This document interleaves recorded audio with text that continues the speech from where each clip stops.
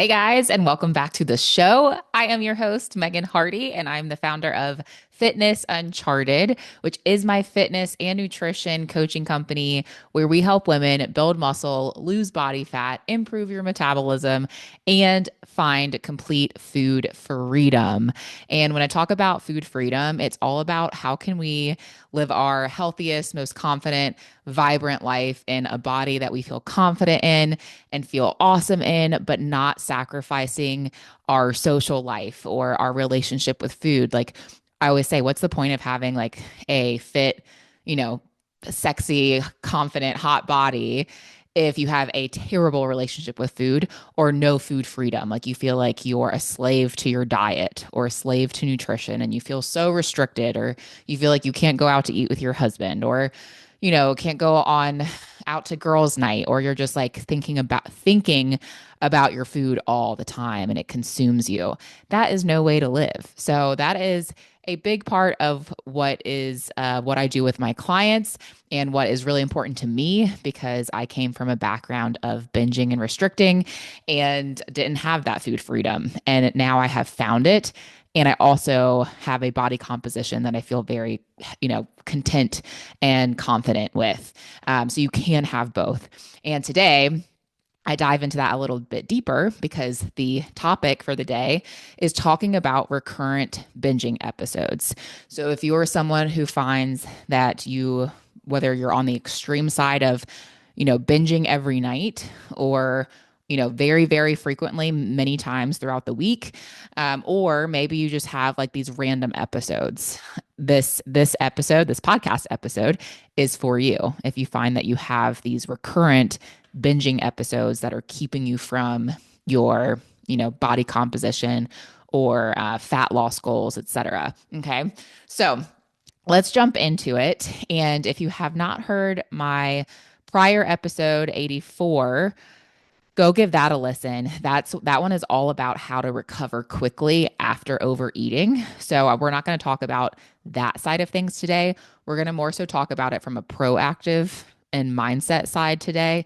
But that episode 84 goes into more strategy around, okay, how can we basically bounce back after having an episode where we binged or overate, and how can we get back on track quickly, both on the physical and mental side of things, and just get back on the wagon, right? So go give that a listen if you have missed that one. And then, with our body composition or fitness goals, I saw actually a post from, I'm going to butcher his last name. It's like Dr. James Degenerate, Denama something. I don't know. Anyway, it's the doctor on Instagram. A lot of you guys listening probably follow him or have seen some of his stuff, but he posted something that was so true and so applicable to this conversation. He had a post that said, your fat loss or your weight loss is about 20%, cardio or strength training or walking or working out. That's like 20% of your, body composition effort. The other 80% is managing emotional eating. And I was like, yup, so true. And I saw that post right after having this conversation with a client who I was talking about binging with, because she has struggled with random binging episodes herself. And I sent that to her. And she was like, yep, 1,000%. And it's so true. Like the diet or even the workouts or whatever, that's like 20% of it. The other 80% for most of us is managing emotional eating. So I actually also created this episode because I put a poll out on my stories not too long ago, as I often do. And I asked the question like, hey, what do you guys struggle the most with when it comes to your fitness or health goals? I will often put polls out like that where it's like, hey, what do you want me to do some trainings on? Or hey, what do you want to hear more about? Or hey, what are you struggling with? And honestly, it's to give me ideas of what to talk about for you guys, like what actually is important to you and what are you struggling with, so I know how to help. And so I got a response from I often find I get responses where it's I'll see a theme or a pattern. So from several different people, I got a similar response to this one person. but I'm going to read her response and keep her anonymous or nameless. But her response to what is she struggling with most was, my problem right now is binging episodes 1 to 2 times per week. Those have resurfaced, unfortunately. And I've gained 13 pounds over the holidays and then went into a mild calorie deficit of 1,800 calories. But the binges keep setting me back. And who can relate to this person? Because I know I can, where, she's doing well. She, is even in trying to put herself into a small cut or fat loss phase, but she's having 1 to 2 binging episodes each week and it keeps setting her back. So I was like, okay, we're going to have another podcast episode around this. And then also, I was having a conversation with a client, and she will also go nameless. But her and I were chatting over our app where we can message back and forth with each other. And I just asked her how she was doing. I was like, hey, how are things going? She's actually working one on one with Coach Jordan. And I'm very hands on with my coaches and clients. So I was just checking in to see how she was doing. And she said, I've been following the program well again and not having binges. And that was her response. And I was like, that's awesome. I was like, tell me more. I want to hear more about this. Like, what's been helping or what's been working well for you? And she was like, yeah, I don't know. I'm going to read her response. She's like, yeah, I don't know if it was her intention, but the way Coach Jordan sort of tough loved me on my last check in and kept it real was actually playing in the back of my head. I binged once, I binged once 2 weeks ago, but was compliant the rest of the week. And she spoke about how she didn't want to lower my calories because of my binge episode. And, just so you guys know, like Coach Jordan was like, I don't want to lower calories because there's no need to. If we hadn't had this binge, there would be no need for us to lower calories even more. And if we go even more restrictive or lower calories even more, you're even more likely to have more binge episodes, right? So anyway, she was like, where was I? She said, I binged once 2 weeks ago, but was compliant the rest of the week. And Coach Jordan spoke about how she didn't want to lower my calories because of my binge episode. I had actually eaten at maintenance. So they come to find out because of the binge, she was no longer creating a calorie deficit. She was actually at her maintenance with the binge. So there's no need for us, let's say she was at 1,800 calories to be in a deficit. There was no need for Coach Jordan to go, okay, well, since you didn't lose weight this week or since you didn't see progress this week, like let's go to 1,500. Well, there's no need to pull calories further because she wasn't hitting the 1,800 by the end of the week after the binge, right? That kind of negated the deficit that she had created overall for the week because the binge compensated for that, putting her back at maintenance. So to continue, this client said, so this week, my perspective with binging shifted and I didn't look at it as quote unquote, if I binge now, it'll be cool tomorrow. But I looked at it as, in quotes, if I binge, I wasted my time doing all this hard work, cooking, walking, and working out. And time is super important to me. So she's like, I recognize that, you know, I'm not looking at it anymore as like, okay, if I binge tonight, I'll just restrict tomorrow. Or if I binge, it'll be cool. It's just one little episode. The rest of the week I was good. She's like, I'm recognizing that it's literally wasting this hard work that I put in with cooking and meal prepping and walking and working out. And time is valuable to me. And I'm like, time is the most valuable asset we have, you guys. It's more valuable than money. We can always make more money. We cannot get our time back. So she's like, time is super, super important to me. And then she said, and I heard this saying, in quotes, how you spend your days is how you spend your life. Oof. I was like, that is good. I responded back to her with fire emojis. I was like, this is good. I'm reusing this. She said, I heard the quote, how you spend your days is how you spend your life, from a patient at work who is trying to lose weight with Wegovy. And she told me she doesn't want to be known for her binge episodes. And while, my singular binges, while they're not regular, they are defining my progress. And I was like, wow, it was my response back to this client. I was like, mic drop. I'm like, you keep going, girl, with Coach Jordan, what y'all are working on right now, because these are some major mindset shifts. and some things that are so going to help her on this journey with minimizing or avoiding the binges. And if she can do that, she's doing so much so well that that will be enough to move the needle for her to see more progress and be more efficient with her time. So amazing, amazing thing. Super pumped for this client and some of kind of the epiphanies she's had. Um, but I say all those things to say, give you those examples because I want you to know, listening to this, you are not alone with your binges. I literally created my company. Part of the reason why I got into one-on-one coaching is because I used to struggle so bad with this myself. And then the more I started talking about it, the more I realized most women struggle with this. They either struggle with binging or have struggled with restricting or both restricting and binging and come from, extreme diets and backgrounds and this exact thing. But somehow we're all, we feel like on an island by ourselves when we're going through it, or we feel like ashamed or embarrassed about it. So we don't want to talk about it. And then we think, like, oh gosh, what would people think if they knew like how much I struggle with this? Right. So I share those examples so you're not alone. And if we don't address it, then we can't move forward or move through it. So addressing it is so powerful. And so I want to give you just some a little bit more tangible takeaways on how to avoid or minimize binges.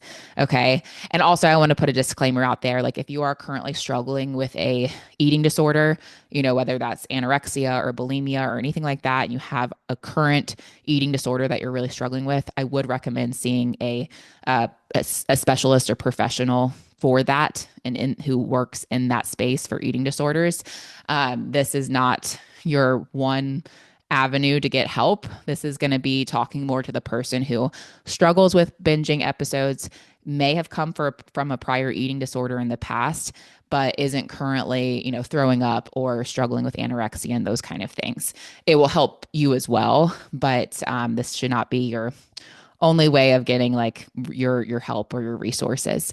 So with that being said, I also work with a lot of clients who have come from those prior eating disorders.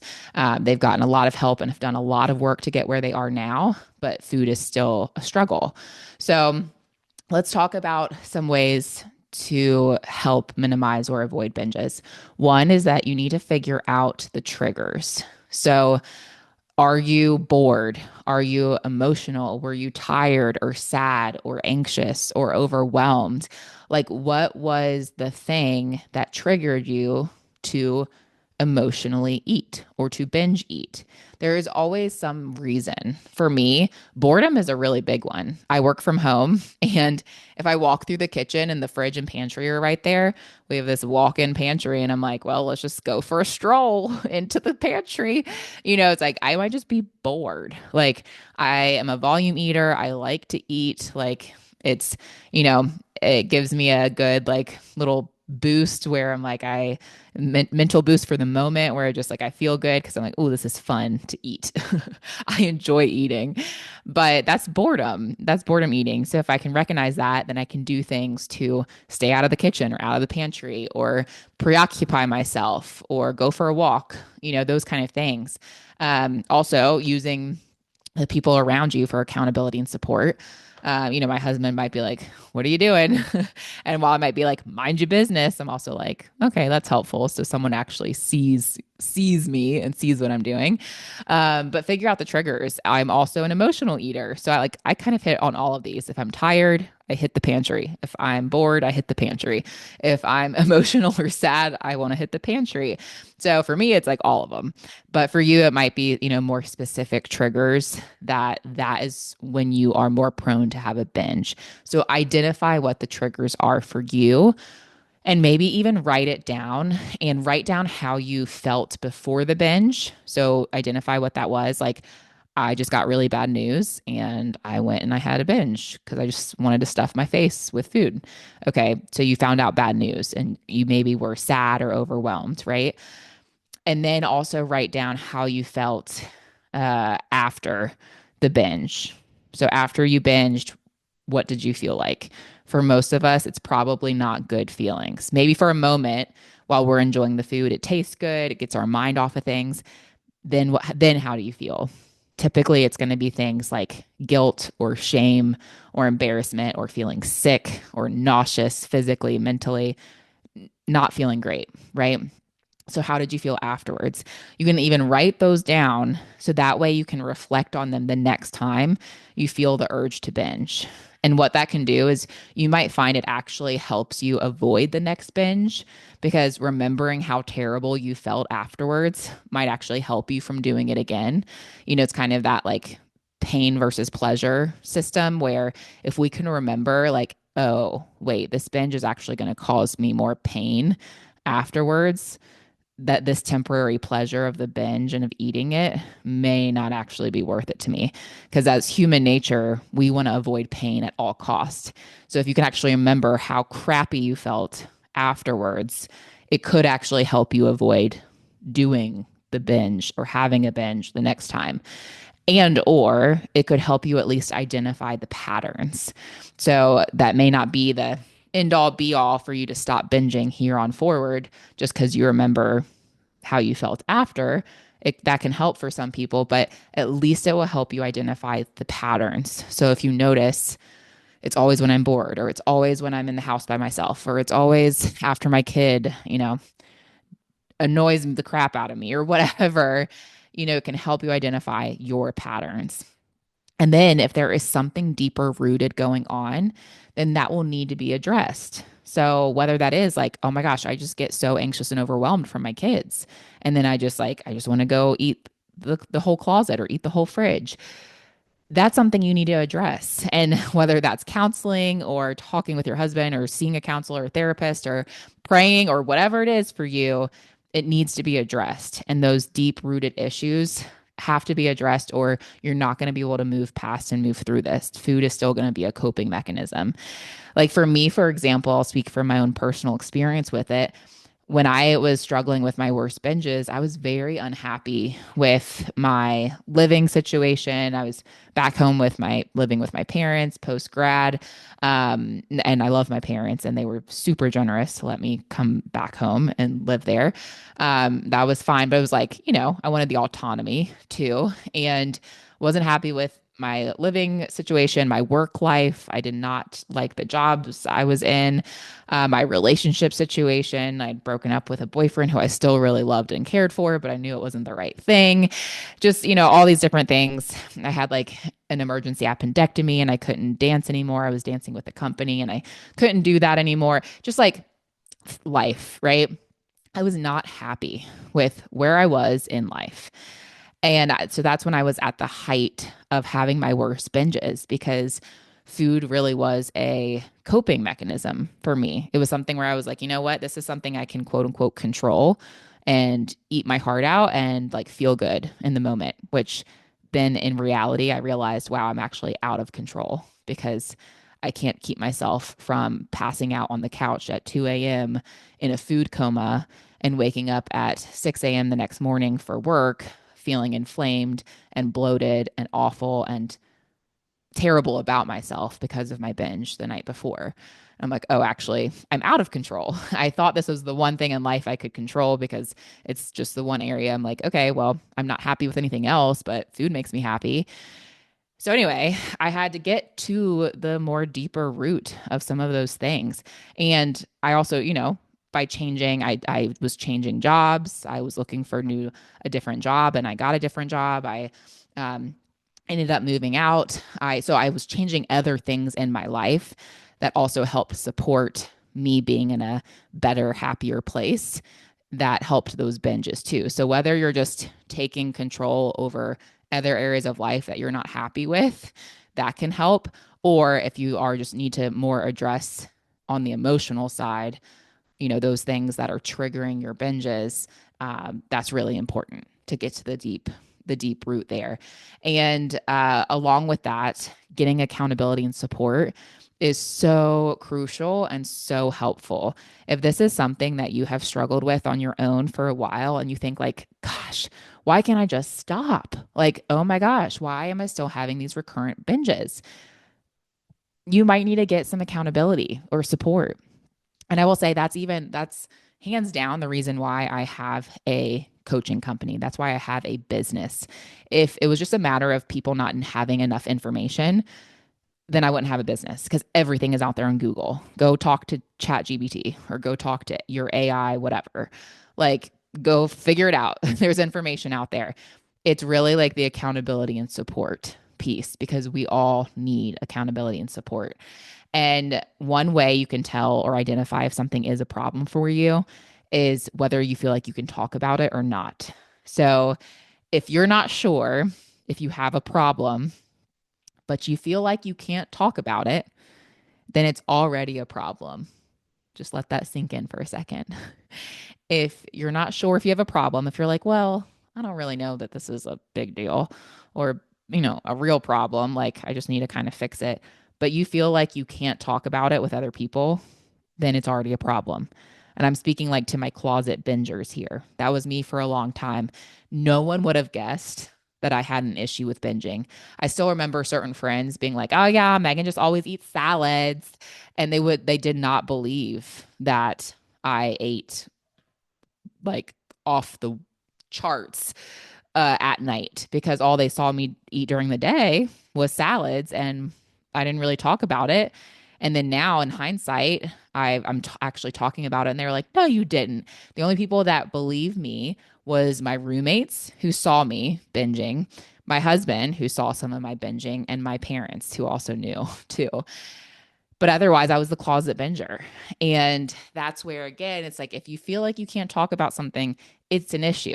And you could apply that to any area of life. So, whether that's, the P word, what you watch and you don't feel like you can talk about it with someone, or that's, um, you know, jealousy or rage or whatever, like whatever that thing is for you in life, if you feel you can't talk about it with, trusted people, I don't mean you have to go spewing it to everyone on social media or the whole world, but if you feel like you can't trust or talk about things with trusted people in your corner, then it's a problem for you and you probably need to get some help because there is so much freedom, you guys, in bringing things out into the light.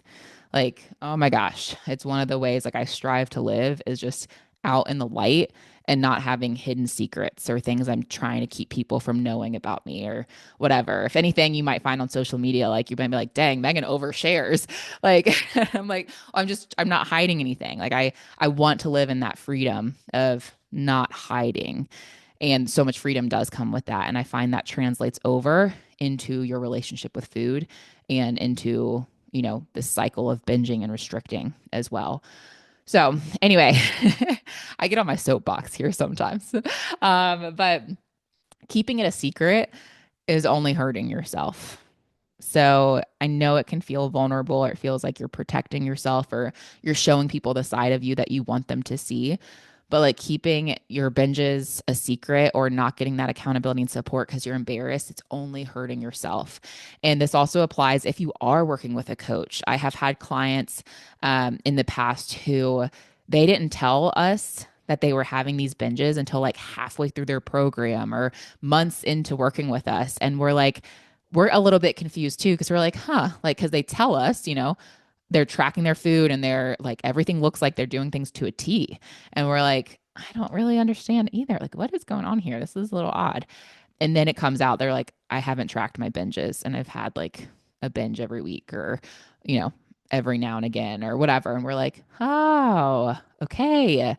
That makes more sense. And so, keeping it to themselves was not helping us help them. Like once these clients, like the one I mentioned earlier in the episode, who had all these amazing mindset shifts and epiphanies, like she is doing herself the biggest service by sharing and being open and transparent about this with us. And we're like, hey, there is no place of judgment from us. We will not judge you if you have a binge or if you're struggling with this. Again, the reason I created my business was largely because of my own struggles with this in the past. But most of us have struggled to some extent with it. So help yourself, help us help you by being transparent about it.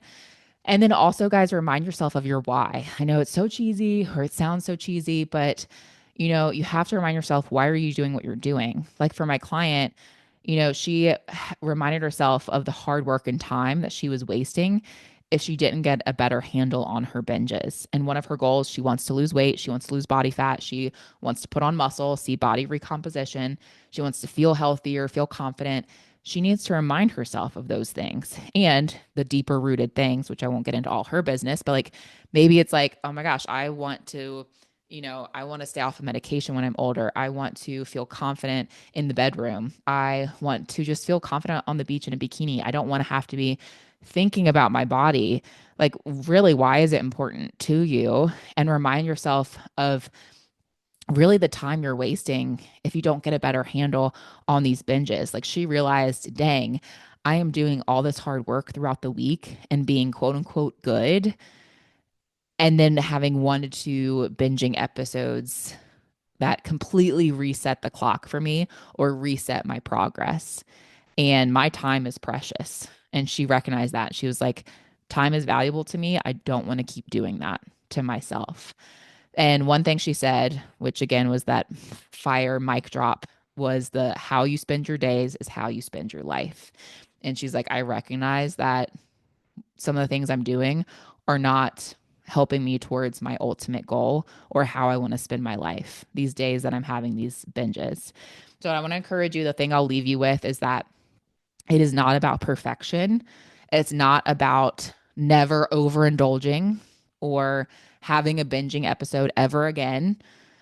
If that's your journey and find that you never struggle with another binge ever again, that's amazing. I freaking love that for you. But I still struggle from time to time with overindulging or eating too much food. I mean, shoot, put some sweets in front of me and or a charcuterie of sweets or a smorgasbord of sweets or appetizers, and I have a really hard time controlling myself sometimes. But I'm not as extreme as my binges in the past. I have found strategies that work for me. I have a better understanding of what triggers me, and I don't go to the same type of extremes like I did in the past, even though my journey is still not perfect to this day. It's still something that I have to be aware and be mindful of all the time with food. But I don't think about food all the time. I I'm just aware of what my triggers can be. So remind yourself it's a journey and your journey is going to look different than the next person, but it can improve and it can get better, even if it never completely goes away, which again, it could, but it's a journey and you'll see progress. You don't need the perfection. And if you need help or accountability, please reach out to me on social media, or you can book a free consultation call with me. All of the links to do that are in the show notes, so you can easily contact me. And as always, if this was helpful, share it to your stories and tag me so I can say thank you and reshare your story, or share it with a friend who needs a little encouragement today. So I hope that helped you guys, and I will catch you on the next episode.